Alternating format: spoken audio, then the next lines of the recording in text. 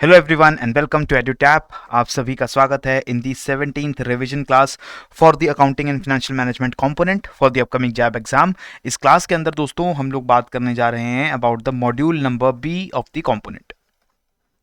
Right, so let us start without any delay. Question number 1 आपके सामने है, which among the following statements is incorrect. गलत statement यहाँ पर क्या है? A bank's advances are divided between performing and non-performing assets. Yes, banks के द्वारा जो advances यानी loans दिए गए रहते हैं उनको हम performing non-performing assets में divide कर सकते हैं. A term loan is treated as NPA or a non-performing asset if the interest remains overdue for more than 90 days. 3 महीने या 90 days से ज़्यादा अगर interest overdue है, installments overdue हैं आपके asset की यानी advances loan की, तो obviously उसको आप NPA के तौर पे classify कर सकते हैं. The income for performing assets is recognized on accrual basis. जो performing assets हैं यानी वो assets जिनकी इंटरेस्ट आपको रिसीव हो रही है, इनकम रिसीव हो रही है जिनसे, उनकी रिकॉर्डिंग अकाउंटिंग बुक्स में accrual बेसिस पे की जाती है। यानी कि जिस दिन इन्वेस्टमेंट ड्यू है, ड्यू डेट पर वो अकाउंट्स के अंदर रिकॉर्ड किया जाता है कि आपको पेमेंट रिसीव हो रही है। ठीक है, interest income from non performing assets is recognised on accrual basis. जो नॉन परफॉर्मिंग एसेट्स है जिनसे आपको काफ़ी डिले के बाद आपको पैसा मिल रहा है, उनको एक्रूअल बेसिस के ऊपर उनकी इनकम रिकॉर्ड नहीं की जा सकती, because they are not giving you cash. जो एसेट्स परफॉर्मिंग हैं they are giving you money timely, they are giving you income timely, तो ऑब्वियसली उनको उनके ड्यू डेट पे हम लोग मान सकते हैं और उनकी रिकॉर्ड कर सकते हैं कि इनसे हमें पैसा रिसीव हो रहा है, इनकम को क्रेडिट कर सकते हैं। लेकिन जब भी हम लोग नॉन परफॉर्मिंग एसेट्स की बात करेंगे जहां पर 90 डेज से ज़्यादा टाइम तक आपको पैसा नहीं मिला है, तो वहां पर आप ड्यू डेट पे मनी आपको पेमेंट आपको मिल गई है, ये चीज़ आप क्रेडिट नहीं कर सकते। आपको जब तक एक्चुअल कैश रिसीव नहीं होता है, यानी कि कैश बेसिस आप फॉलो करेंगे, जब तक कैश आपको एक्चुअल रिसीव नहीं होगा, you will not record that in the books of accounts. Right, so that is the correct option, answer number option number D. Next is question number 2, which among the following is correctly matched. जो assets banks के पास रहते हैं उनको हम अलग अलग categories में classify करते हैं, स्टैंडर्ड एसेट, सब स्टैंडर्ड एसेट, डाउटफुल और लॉस एसेट। तो यहाँ पर आपको बताना है कि कौन सी पेयर करेक्टली मैच की गई है। सब स्टैंडर्ड एसेट्स वो होते हैं जो कि एनपीए यानी कि नॉन परफॉर्मिंग रहे हैं फॉर लेस देन 12 मंथ्स। तो ऑलरेडी हमें पता है कोई एसेट एनपीए कब बनता है, व्हेन द इंटरेस्ट और the instalment is due for 90 days. Right, और जब वो एनपीए डिक्लेयर हो जाता है, एनपीए डिक्लेयर यानी कि 90 डेज ओवरड्यू होने के बाद अगर वो अगले 12 महीने के अंदर अंदर वो कोई भी इनकम उसको नहीं मिलती है, वो एनपीए बना रहता है, then it is known as a sub standard asset. लेकिन 12 महीने से जैसे ही वो एनपीए को ज़्यादा टाइम हो जाता है, वो मोर देन 12 मंथ्स वो बना रहता है as a sub standard asset, तब वो बन जाता है हमारा डाउटफुल एसेट। राइट, तो assets which have remained sub standard for 12 months they are known as doubtful asset. Right, loss assets क्या होते हैं? लॉस एसेट्स वो होते हैं जिनको ऑडिटर्स और आरबीआई इंस्पेक्शन करके पता लगाते हैं कि ये वो डाउटफुल एसेट्स हैं जिनसे कोई इनकम रिसीव नहीं हो रही है, ना ही फ्यूचर में होने की संभावना है, and they are not written off wholly. अभी इनको पूरा राइट ऑफ नहीं किया गया है, इन लोन्स को, इन एडवांसेस को नुकसान अभी नहीं माना गया है, लेकिन तब तक हम इसको लॉस एसेट के तौर पर ट्रीट करते हैं। ठीक है, तो करेक्ट आंसर यहां पर क्या बनेगा? Option number D, 1, 2 and 3। Next is question number 3, what is the provisioning requirement prescribed for loss assets in the balance sheets. जो भी लॉस एसेट्स रहते हैं यानी कि वो एसेट्स जो ऑडिटर्स ने या आरबीआई ने फ्लैग किए हैं कि these are not going to be profitable assets, उनको बैलेंस शीट में जब आप दिखाते हैं तो उनकी प्रोविजनिंग रिक्वायरमेंट भी आपको दिखानी पड़ती है। कितनी प्रोविजनिंग रिक्वायरमेंट होती है? जितने भी आपके लॉस एसेट्स हैं उसका 100% उतना ही अमाउंट आपको प्रोविजनिंग के तौर पर दिखाना पड़ता है। तो करेक्ट आंसर बनेगा यहाँ पर option number D. Right, so all the loss assets they are provided for by equal amount, that is the 100% of the total outstanding amount. Next is question number 4, which among the following is not a category under which SLR and non-SLR securities are classified in banks. We all know कि banks को अपनी जो उनके asset classes होती हैं उसके अंदर उनको स्टैट्यूटरी लिक्विडिटी रेशियो मेंटेन करने के लिए सिक्योरिटी स्कोर रखना पड़ता है, लेकिन ज़रूरी नहीं है कि वो सिर्फ वही सिक्योरिटीज़ रखेंगे जो SLR रेट उनको प्रिस्क्राइब करती है। They can also keep more securities than the prescribed proportion under SLR requirements. लेकिन जो भी एसएलआर या नॉन एसएलआर सिक्योरिटीज बैंक्स के अंदर होती हैं उनको 3 कैटेगरीज के अंदर क्लासिफाई किया जाता है। पहली कैटेगरी होती है अवेलेबल फॉर सेल, दूसरी है हेल्ड टू मैच्योरिटी, तीसरी है हेल्ड फॉर सिक्योरिटी एंड चौथा है हेल्ड फॉर ट्रेडिंग। यहाँ पर एक पर्टिकुलर टाइप है विच is not a category under which SLR and non SLR securities can be classified, and this is a security which is held for security तो कोई securities held की जो है SLR की जो सिक्योरिटीज हैं वो आपको सिक्योरिटी के लिए रखी जाए ऐसी कोई टर्म नहीं होती है, राइट। सेल के लिए सिक्योरिटीज बिल्कुल रखी गई रहती हैं, these are available for sale and they have to be sold in a prescribed time limit.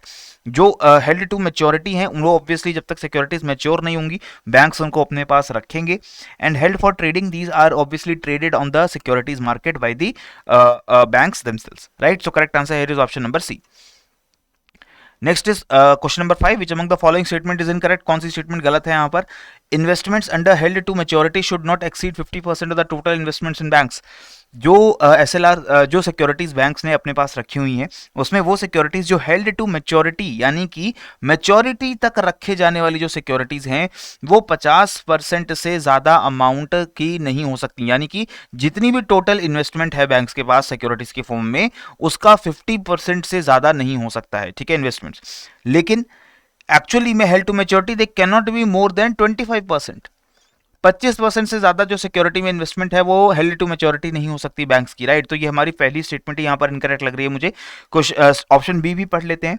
Securities held by banks for trading should be sold within 90 days, yes the which are held for trading they have to be sold within 90 days and securities which are held by banks till maturity they need not be mark to the market, क्योंकि market price में उनको रखने की जरूरत नहीं, क्योंकि आप maturity तक वैसे भी उन सिक्योरिटीज को होल्ड करने वाले हो, तो व्हेन मैच्योर होकर जो उनसे यील्ड मिलेगी वो आप अपने पास रखेंगे एंड उनको मार्केट प्राइस पे मार्क करने की अपनी बैलेंस शीट के अंदर जरूरत आपको नहीं पड़ती है।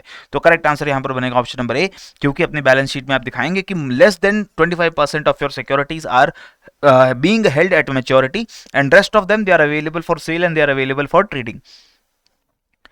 Next is question number 6, which among the following is an incorrect pair with regards to the disclosure requirements prescribed by Basel III capital regulations. Basel III capital regulations के बारे में आपको यहाँ पर लिखा गया है, लेकिन यहाँ पर आपको incorrect pair नहीं correct pair बताना है, ठीक है। You have to tell the correct pair because Basel 3 की जो रिक्वायरमेंट्स है आरबीआई ने ऑलरेडी गाइडलाइंस दे रखी हैं सभी शेड्यूल्ड कमर्शियल बैंक्स को भारत के अंदर कि किस तरीके से वो अपनी डिस्क्लोजर्स को अपनी फाइनेंशियल स्टेटमेंट्स के साथ बताएंगे, ठीक है। लेकिन कुछ एडिशनल गाइडलाइंस हैं जो बेसल 3 के अंडर प्रेस्क्राइब की गई हैं and these are basically capital regulations. ये कैपिटल रेगुलेशंस कब आई थी? क्योंकि 2008 में आप लोगों को पता होगा जो बैंकिंग क्राइसिस आया था हाउसिंग फिनेंस की वजह से, हाउसिंग फिनेंस का पूरा मार्केट कोलैप्स हो गया, उसकी वजह से जो बैंक्स हैं अमेरिका के अंदर वो कोलैप्स होने लगे and because of the today's globalised world ये जो पूरा बैंकिंग कोलैप्स है वो पूरी दुनिया के मार्केट्स को भी इम्पैक्ट करने लगा। अलग अलग बड़े बड़े देशों के, यूरोप के, चाइना के मार्केट्स जो हैं वो बैंक्स जो हैं वो फेल होने लगे। तो उस टाइम पर ऐसी कोई चीज दोबारा रिपीट ना हो, हर बैंक के पास ऐसा सिग्निफिकेंट कैपिटल रेगुलेशंस रहे, इसके पास प्रोविजनिंग रहे कि कल को ऐसा कोई दोबारा क्राइसिस आता है तो बैंक्स फेल ना कर जाएं, उसके लिए बेसल ने कैपिटल रेगुलेशंस लेकर आए, राइट। इसमें 3 पिलर हैं, पिलर 1 2 3। पिलर 1 है जो मिनिमम कैपिटल रिक्वायरमेंट्स की बात करता है जो बैंक्स को अपने पास मेंटेन करनी ही करनी चाहिए। पिलर 2 है सुपरवाइजरी रिव्यू प्रोसेस की बैंक्स को सुपरवाइज करने वाली जो भी अथॉरिटी है या तो वो गवर्नमेंट हो सकती है या फिर वो सेंट्रल बैंक, जो यूजुअली हर देश के अंदर सेंट्रल बैंक जो होते हैं वो बैंक्स को कंट्रोल करते हैं। तो सेंट्रल बैंक्स किस तरीके से सुपरवाइजरी रोल अपना अदा करेंगे और कोई गड़बड़ी अगर बैंक्स के अंदर है तो उसको पता करेंगे, वो भी पिलर 2 के अंदर बताया गया है। और पिलर 3 में मार्केट डिसिप्लिन की बात की गई है कि बैंक्स को खुद भी वॉलंटरली तरीके से कुछ चीजें जो है वो डिस्क्लोज मार्केट को करते रहनी चाहिए और मार्केट के अंदर यानी कि फाइनेंशियल मार्केट के अंदर जो भी बैंकिंग एंटिटीज हैं वो इस इंफॉर्मेशन को लगातार आपस में शेयर करती रहें ताकि कोई अनड्यू एक्सपोजर अगर किसी बैंक का है तो वो हमें पता चल जाए। तो यहाँ पर तीनों ही जो पिलर्स दिए गए हैं वो बिल्कुल करेक्ट हैं। All the pillars are very correctly matched with their objective. Clear? Next is question number 7. Banks are required to make pillar 3 disclosures at least on a half yearly basis with the exception of which of the following. जैसे हमने देखा pillar 3 में banks कुछ disclosures voluntarily करते हैं और उसमें से ज़्यादातर जो डिस्क्लोजर्स है वो हर 6 महीने पे यानी हाफ ईयरली बेसिस पे किए जाते हैं, लेकिन कुछ डिस्क्लोजर्स जो हैं वो क्वार्टरली बेसिस पे होते हैं। ये वो डिस्क्लोजर्स हैं जिसमें चेंजेस भी काफी फास्ट होते हैं, तो क्वार्टरली यानी हर 3 महीने पे आपको ये डिस्क्लोजर्स करने होते हैं। इसमें आपका कैपिटल एडिक्वेसी भी आता है, क्रेडिट रिस्क जो कि सभी बैंक्स को जनरल डिस्क्लोजर दिया जाता है, ठीक है। सारे बैंक्स अपना क्रेडिट रिस्क कितना है, कितने लोन्स उन्होंने दे रखे हैं, उन लोन्स की क्या एसेट रिक्वायरमेंट है, वो सारी चीजें वो बताते हैं सभी बैंक्स को। दूसरा credit risk disclosures for portfolio subject to standardised approach, यानी कि डिस्क्लोजर्स उन पोर्टफोलियोज के लिए भी होता है जो एक स्टैंडर्डाइज्ड अप्रोच में आप बता कर रखते हैं। हर बैंक ये स्टैंडर्डाइज्ड अप्रोच खुद डिसाइड करता है कि किस तरीके से वो अपने क्रेडिट रिस्क को अलग अलग पोर्टफोलियोज के अंदर डिस्क्लोज करेगा। दैट फॉर एग्जांपल कितना जो क्रेडिट है किस सेक्टर को दिया गया है, किस पर्टिकुलर मार्केट में उसका कितना एक्सपोजर है, ये सारी चीजें जो है बैंक को डिस्क्लोज करनी होती हैं. So all these things they have to be disclosed on a quarterly basis and not a half yearly basis. Right. Next is question number 8. Which among the following items is not shown in the asset sides of the balance sheet of the banking companies. Balance sheet की जो asset side होती है उसमें से कौन सी चीज आपको नहीं दिखाई जाएगी?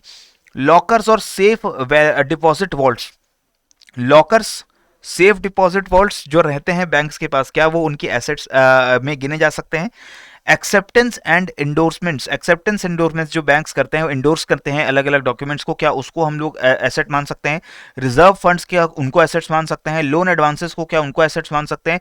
अब यहां पर आपको देखना है कि which is not shown on the asset side. Basically जो रिजर्व फंड्स होते हैं, these are funds which are basically the liabilities of the banks. ठीक है, तो वो बैंकिंग कंपनीज की लायबिलिटी की साइड्स पे जो है आपके रिजर्व फंड शो किए जाएंगे, ना कि एसेट साइड्स पे. लॉकर्स और सेफ डिपॉजिट के वॉल्ट्स ऑब्वियसली एसेट साइड में आएंगे. एक्सेप्टेंस के जो इंडोर्समेंट हैं वो भी एसेट साइड में आएंगे. जो लोन्स आपने दिए हैं बैंक्स ने वो भी एसेट साइड में काउंट किए जाएंगे. ठीक है. Next is which among the following is not recognised as an operating expense in the profit and loss account of the banking companies. Profit and loss account में कौन सा एक्सपेंस ऑपरेटिंग एक्सपेंस नहीं होगा? Interest on inter bank borrowings. एक bank की जो branch है वो किसी दूसरे बैंक से लोन लेती है तो उसके ऊपर इंटरेस्ट अगर पे किया जाता है तो क्या वो एक ऑपरेटिंग एक्सपेंस है? वो एक ऑपरेटिंग एक्सपेंस हम लोग नहीं मानेंगे. This is not an operating expense under the profit and loss account. Basically depreciation banks की प्रॉपर्टी पे ऑपरेटिंग एक्सपेंस है.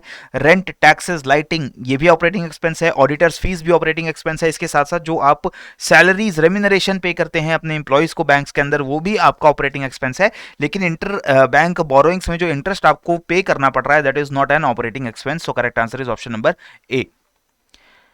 Next is question number 10. Which among the following is a systems layer between the head office server and the branch server?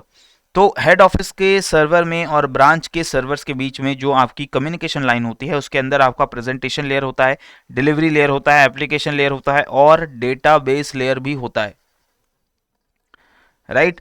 दो correct answer यहां है आपका option number D, that is all of the above are the correct answers for this. Right. So इसी के साथ दोस्तों आज का ये लेक्चर हमारा कंक्लूड होता है. In the next lecture we will start with the module C of the FM component. तब तक के लिए बढ़ते रहिए. जय हिंद एंड जय भारत.